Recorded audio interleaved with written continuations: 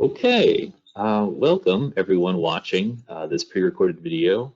This is our second version of a public meeting based on the project, the Cross-County Trail East Feasibility Study, which is being pursued by Montgomery County Planning Commission and its consultant NV5. Just to introduce who will be speaking today, myself first, I'm Brian Olszak. I'm a senior open space and trails planner with the Montgomery County Planning Commission. The Planning Commission is the sponsor for this project. And as the Planning Commission, we've hired NV5 to be our planning consultant for this study. And Matt Ludwig from NV5 is here with us today.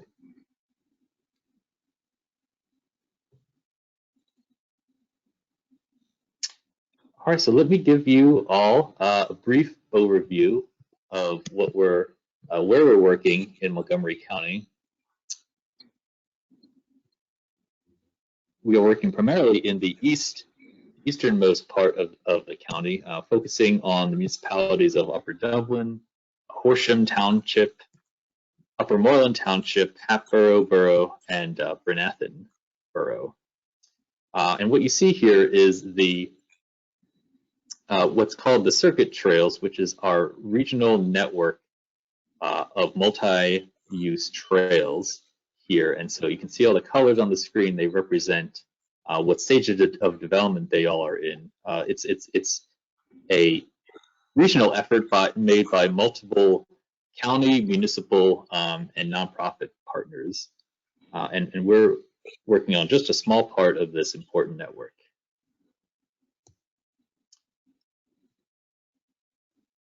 So this study will focus on the easternmost portion of the Cross-County Trail, which at its westernmost portion starts in Conshohocken Borough and will go all the way to its terminus with the Pennypack Trail, which is already constructed and open for use. And as you can see, it will be a significant connector between many in progress or already existing regional trails in the county, including the Powerline Trail, the Pennypack Trail, Schuylkill Creek Trail, and Schuylkill River, Wissahickon Trail, Cross County, and Liberty Belt Trail, which is under study right now. Just for a little more context, in the local area that we're working in, so Upper Moreland Township is the main municipality which will likely see much of this section of the trail being studied, designed, and constructed. This is being done in within the context of larger trail planning efforts that have recently happened in the township. Most recently, in June 2020, a regional trail plan, which was a collaboration between Upper Moreland Township and Hatboro Borough, was a master trail plan which creates connections between both municipalities. And this cross-county trail project will be a main connector through all of those trails as well. And right now I'm going to hand it back over to Matt to go a little bit more into the goals of the study and further details of the project. All right, thanks, Brian. Yeah, so that helps to give everybody a little bit of a background on kind of the big picture of everything. But if folks were tuned into the first public meeting for this project, they'll remember this slide as well. Some of the goals of this study are specifically to, as Brian just mentioned, close the gap in the regional, county, and local trail network. But we want to be able to find a trail that's feasible and fits into the existing built environment.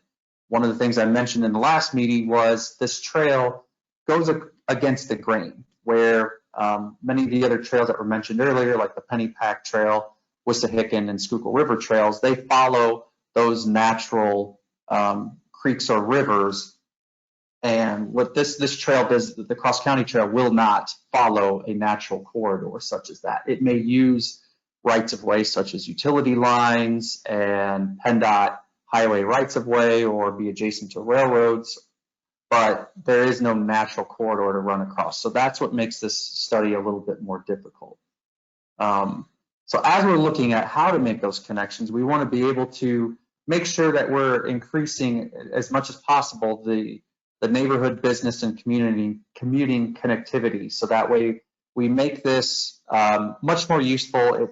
We definitely view this as a recreational trail to be able to connect other recreational trails, but we do see it that it is also a commuting resource as well, especially because of the many office parks that it connects to. But we want to do that in an equitable manner as well. So if you joined us in the first meeting, which that recording will be available on the county's website if you were not, you might recall that we were looking at the demographic data. So not only thinking about the physical opportunities and constraints of the area, but also thinking about who people are and where they're living. And for example, we want to be able to connect to areas that have higher percentage of populations of folks that do not own a motor vehicle, or higher percentage of populations of older adults. So we're thinking about those things as we're developing these routes as well. And of course, we want to make a route that's inviting, safe, accessible, and intuitive to use. We want to make it so that it's convenient, it's easy, and it's a safe and fun environment. So this is the general study area. We're looking between two specific points of kind of a point A and point B where we're trying to connect. Point A being the intersection of Dreshertown Road and Welsh Road, right on the Upper Dublin Township and Horsham Township boundary, and then extending to the east at where the Pennypack Trail currently crosses Byberry Road. So we're trying to make that connection between Upper Dublin's section of the Cross County Trail and the Pennypack Trail, and ultimately looking from a north to south area, generally between the Hatboro Business District and the Willow Grove SEPTA Station. So since we last met with you all in the spring, we did our virtual public meeting, but then we held a series of outdoor public outreach pop-ups. So this specific event that you see here on your screen was during the Earth Day event at Masons Mill Park, and we were able to interact with folks in the public, get the word out about our online survey. We had folks that were making comments on our map that we had available, and what that led to was two different things. First, I'll talk about the online survey that was performed. One of the things that we're starting to do more with these types of surveys is understand who is taking place in these types of surveys. So before we even got started with the questions, we wanted to ask these demographic questions. And we had a pretty good spread of ages within the area. We had a very high percentage of population of folks that were above the age of 50. But as we get into the gender identity and ethnicity, we recognize that we have a pretty high percentage of white males who participated in the survey. So we're making more of a push to get more of a diversity of views and getting people involved that wouldn't normally get involved in a survey like this. On to the questions that we asked. One of the things that we asked was what activities that people would be interested in doing on the Cross County Trail. And not surprisingly, the highest percentages were bicycling, walking, and enjoying nature. The next question we asked was what were the importance of various access points. So we wanted to understand between access to local parks, businesses and restaurants and transit and employment centers, how important are those to each person. And as you can see from the chart here on the right side of the screen, we've arranged those from left to right as far as how people view the level of importance, with parks being the most important way to access, followed by business, restaurants, transit, and employment centers. The next set of questions, we asked people how often they would use the trail for various functions. So not surprisingly, recreation or exercise, most people said they would use it at least once a week. So between about 68% of people said they would use it at least once a week, combined 58 and the 10% there on the left side. How often would people use it for transportation? This was pretty evenly mixed up, with about 26% of people saying they would use the trail for transportation at least once a week. And then third pie chart there, how often people would use it to connect other area trails. This trended pretty closely with how often people are using it for recreation or exercise. So no surprises there. The fourth pie chart, the one on the far right side of the screen, that's the one that really surprised us here, and is kind of a bigger picture look at how people view trails. We asked how often would people use the trail for commuting, for getting to work or school. Only 3% of people said that they would use the trail for commuting every day, or almost every day, and 14% at least once a week. But the thing that sticks out about this particular question is 42% of the people who responded to this survey said that they would like to use this trail for commuting, but the trail is not near my work or school. So that's not indicative of a fault of the future trail not being near work or school. People go to work or go to school in many different places. I think what it is showing is that there is definitely a pent-up demand for having a truly robust local and county trail network, so that people can safely walk or bike from their neighborhood to their workplace or any other social functions, such as going out to dinner or going to the grocery store.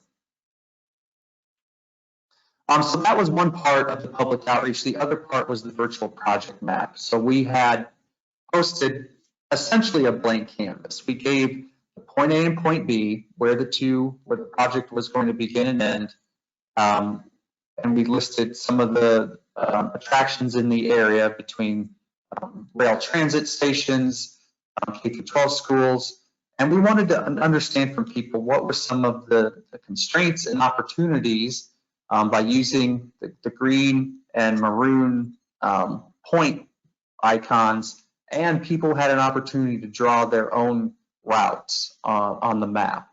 So this is just an example of one of the comments that we got on the virtual project map, saying that it would be great if the trail could connect to some businesses at the corner of York, Turwood, and Fitzwatertown roads.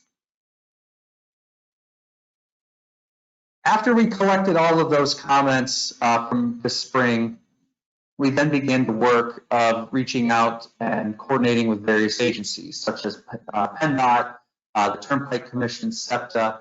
There are a lot of different public and private agencies that either own rights of way within the study area, or we otherwise would need to coordinate with during the future engineering phase. So one of the biggest goals of this project is, as we are developing route alternatives, we want to be able to vet them with these agencies and head off any issues that would occur in the future engineering phases. So we had many meetings with the agencies you see on the screen, and several others, including private property owners, to be able to discuss the possibility of routing the trail through their rights of way or properties. So before we get to the map showing the different alternatives, we want to talk to you today about the 3 different typologies that you're going to see for this trail. Now, most people are familiar with what a shared use trail looks like. So we've classified 3 different typologies, one being a separated trail. So a separated trail is at least 10 feet wide. It's either paved, like you see on the left in Veterans Memorial Park in Willow Grove, or it's a crushed stone, like you see on the right on the Pennypack Trail. It's ADA accessible. It's located with its own independent right-of-way. So it's not located next to a street or a roadway. It's its own entity, if you will. But the wonderful thing about a separated trail, I mean, you can see it on the pictures here. It's a great place to be. It's inviting, it's calming. It has the least amount of interaction with vehicular traffic. You may have to cross a roadway once in a while, but generally as you're walking or riding along the trail, you don't have the nuisance of vehicular traffic. Now, the second typology that we're looking at in the study is what is known as a side path. So it has a lot of the same characteristics as a separated trail that we just showed. It is 10 feet wide. It's most likely an asphalt paved surface, also ADA accessible. But the difference is it's located parallel to a roadway. So it's utilizing excess space either in a PennDOT or a local street right of way. But one of the biggest negatives to a side path is that you tend to see more driveways and signalized intersections. It's not to say that that isn't safe, because as the construction of the side path occurs, there are safety initiatives that are taken at these driveway crossings. This doesn't specifically show one here, but a raised crosswalk is something that can be installed. Warning signs and beacons, things of that like, can be installed. But as you can see, you just have more of the interaction with the motor vehicle than you would in the previous image. The third typology that we looked at in this study is something that is known as a neighborhood greenway. Sometimes these are called bicycle boulevards. You kind of see these terms interchange. So a neighborhood greenway is an existing street where bicyclists ride in the street with traffic. You can see that on both of these images here. And pedestrians walk on the existing sidewalks. So the streets that are selected for these neighborhood greenways are already low traffic, low stress streets. We definitely avoid the streets that have the higher speed, higher volumes, and we're looking at more of the neighborhood streets. So depending on the specific type of street that's selected, if there's long stretches between, say, stop signs where vehicular speeds tend to pick up, there are traffic calming elements like speed tables and chicanes that can be introduced to help slow traffic speeds down. And the benefit to this is that there's no loss, or either no or a very, very little loss of on-street parking on these types of streets. So this is the map that everybody is waiting for here. These are the set of route alternatives that we have developed in working with, and looking at the public feedback that we got in the spring, working with our agency partners. This is kind of what I call a spider web of different alternatives that we're looking at to get from that point A, which is the intersection of Welsh Road and Dreshertown Road, near the current promenade development, going all the way to the east to the Pennypack Trail. The color coding that you see on the screen, the green trails are existing trails. The red are those separated trails. So what we would consider the highest category of typologies here, where it's separated from traffic. It's in its own independent right-of-way. It has less issues with noise and interactions with vehicles. The side paths are the routes that you see in orange. And as you can see, especially along places like Drescher Road and Blair Mill Road, you see more signalized intersections that would have to be crossed on those particular segments. And then the blue routes that you see are the local streets that we viewed as the neighborhood greenway, potential great neighborhood greenway streets. So to give folks a little bit of a background on how this map was developed, we ultimately developed 3 separate alternatives, and we kind of branched out from there, tacking on a few more different alternatives to give folks an idea of the different locations that could be connected here. So ultimately, what we're going to be doing is asking folks, if you're watching this right now, we want you to be able to go to the project website montgomerypa.org/cross-county-trail-east. And what you'll be able to do is get on the virtual project map by clicking on the link on the website. And I'm going to have Clay here take a few minutes to explain how to use the virtual project map. Clay? Thank you, Matt. All right, so once you navigate to the project website and click on the link for the virtual project map, you're going to be greeted with a screen that looks like this. So to start, we're going to have you enter in your email address and then hit continue to map. And that brings us into the virtual project map, which looks a lot like the map Matt explained earlier. So the first thing you're going to want to do is kind of hover over all of these segments. And you'll see that we have 25 segments here for you to click on and explore and learn more about. So I'm going to click on segment 1. And we have this pop-up with a description of the route, a cost estimate on a scale of 1 to $3, and then a photo or a rendering showing you either an example of something like this segment or a rendering of what this segment could look like. So you'll look around this map and kind of click around, try to familiarize yourself with all these building blocks that we have. And one thing to keep in mind is that a segment, I'm going to zoom into segment 9, but it could be made up of different types of the facilities Matt went over.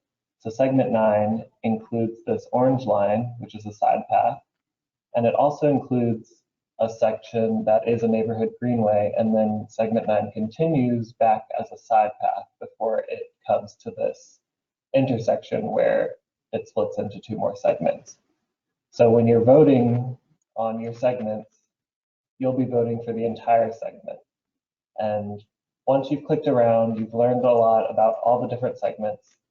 Each of these pop-ups has feedback, and you'll either say you would want to use this segment or you would not want to use this segment, and you can leave any comments that you want. So I'm going to say that I would like to use segment 21. So I'll click this and I'll say, I love this segment. And then you'll hit submit and then continue to map, and then you can keep voting on the segments that you want to see as part of your final route. And since it is slightly confusing that there's multiple colors, if you were to click on a different part of the same segment, it'll just bring you back up to what you already set for that segment. So pretty straightforward, and it prevents you from double voting or anything like that. And I'm excited for everyone to click around and explore with what we got, and I will pass it back to Matt. All right, thanks, Clay. So yeah, that is the biggest thing that we want folks to get involved with right now is going and exploring the map. Really taking the time to take a look, as Clay said, explore the different routes and make your selections on what would be your preferred route to get from Dressertown Road to the Pennypack Trail. And we will be using that input to determine the final preferred route later this year.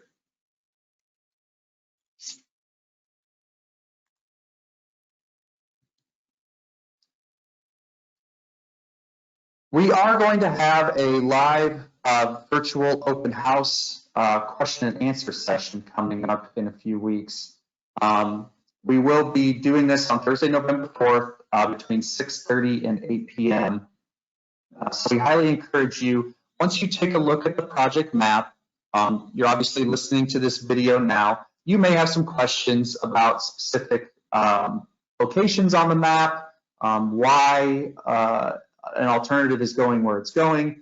We want you to be able to bring those questions to both Brian and I. We will be present at the live question and answer session. So if you continue down on the website, the same project website that we mentioned earlier, there's a registration link for this live Q&A session. So we highly encourage you, family, friends, and neighbors to register for that session and bring any questions that you might have.